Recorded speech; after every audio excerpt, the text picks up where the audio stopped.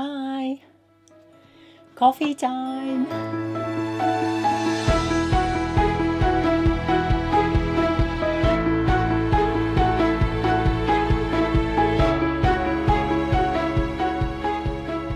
Hi, my name's Christine L. Conroy. Welcome to Happy Stuff and Fluff, a channel for women over 50 who are getting happy and growing younger. If you haven't yet subscribed, please do so, and remember to hit the bell, so that every time one of my videos comes out, you will be notified, and then you won't miss any videos. So it's Good Friday today. I know there's probably some of you who don't celebrate Easter, but I think this time for me, as I said before, symbolises new beginnings. And that's particularly apt for me at the moment. Today, really, I'm asking your permission for me to be human. Permission to be human. Because I've been talking about stinking thinking. And just so that you know that I don't just talk about these things, but I also have to struggle with stinking thinking. And I'm going through something at the moment where I'm really having to think about the knowledge I have and putting that into practice too. And so I'm kind of letting you know that I appreciate it isn't always easy. So what on earth am I talking about? Well, I'm talking about the fact that I'm moving house. Now, this is where I need your help, because I'm sure there's many of you out there who have actually done this and you may be able to help me. It's our family home, and we've lived in this house now for 27 years. So we've brought up all our children here. What you need to know about me is I have this incredible sense of space, and where I don't want to come across as being too sentimental about buildings. I love architecture. I think architecture has this amazing ability to make us feel good or bad. And I'm not just talking about, buildings as such, but our environment and the environments that we create for ourselves. And I guess I think about this a lot, and that's probably why I'm struggling with this particular thing. So, in my defence, since neuroscience and the ability of fMRI scans to look at the brain when we're feeling certain ways, we're beginning to learn just how much or how important our physical surroundings are to us, and how our physical surroundings affects our emotions. So recently we talked about forest bathing, if you remember. I'm going to talk a little bit more about that. One of our subscribers left a fabulous link to a site, and I'll leave that down below so that you can have a look at that. And of course that was all about how nature as our environment affects us, but here I'm talking about the spaces that we create for ourselves and how they affect us, and how they can be healing for us. And that's what I feel about my home. It's a healing space. It's a place where, as you can imagine, over 27 years with 3 children, lots of things have happened, good and bad. But it's always been a place where I've felt the minute I come through the door, in fact, even before then, we live out in the countryside. We live on the top of a hill, and you have to go over a bridge to get to us. And the minute I spot the bridge, I can feel myself relaxing. And then when I come in through the door, it's always been a safe haven. So it isn't, it's a little bit more than a house. And obviously, leaving it is very difficult. Just let me tell you a little bit about it. Okay, so it's a big small house, and by that I mean it's kind of a cottagey house, but it's big in terms of the fact that there are 4 bedrooms here, 4 double bedrooms, and of course now all the children have gone, we don't need 4 double bedrooms. So it's quite a big house, and also it's a little hamlet, so there's 6 or 7 houses, and it's been a fantastic place to bring up children. And I feel now that it's time for us to move on and to let someone else come and enjoy the house and everything that it has to offer. It's been a very happy home, a very happy house. Now I know I will create the same again somewhere else. Nevertheless, it does not stop me from this feeling of having my heart wrenched out at leaving the house. Does that sound a bit dramatic? Or overly sentimental? But anyway, so remember I told you I'd always dreamt as a child of living in a stone house in the countryside. This is my stone house. So it's built of stone. The walls are something like 18 inches thick. I'll just tell you a little bit. So as I've said to you, it's 4 bedrooms.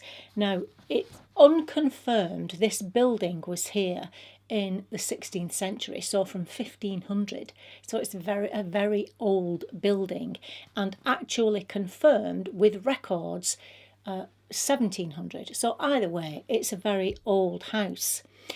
The bridge is a Roman bridge. It's a Roman road that comes past us, and we've recently found out that in fact the Roman road came right in front of our house, and this is where the Romans marched past our house, going from a cavalry depot at one end to a fort at a place called Ribchester, which is about 15 miles down the road. And part of our little enclave here, part of one of the houses that we have here, was a coach house where they used to stop, obviously to coach their houses, and our little building was a cattle shed. So it isn't even, when I go into old places that have lots of history, especially churches of course, you can actually feel that sense that thousands and thousands of people over the ages have been there in a church, obviously praying, and all that energy you can feel. That's why you feel so inspired, I guess, when you go into a building like that. In this house, we don't have that, although it has a lot of history. It isn't human history because it was a cattle shed. So as I jokingly say when people say, oh, is it haunted? Well, it might be, but not with houses. It would be with cows. Because nobody lived in this house before us. We transformed it from this old cattle shed into a home. But there's something about it. There's something about these old stones that protect us, and as I say, I feel it's a very healing house. Charlotte is here at the moment because we felt she would be better healed from this place. We're surrounded by nature, by countryside. And so all of those things are going on in my mind at the moment and my heart. We have 2 weeks before we leave. Now, we do have somewhere to go. It's completely different. It's a new beginning, which is why I'm talking about it today. So we're leaving this old house in the countryside on the top of the hill, and we are going to live in an apartment smack bang in the middle of the city. Part of me is so excited about that because I love this particular city. I shop there all the time. There's lots of culture there. We travel there, that's where I shop, so it's familiar to us. So we're moving from this big 4-bedroomed house to a small 2-bedroomed apartment. Please tell me how to do that if you've done that before. If you've done that too, let me know. Any advice will be welcomed. So I'm quite looking forward to that. And then that's going to give us a little bit of space to decide where we want to live next.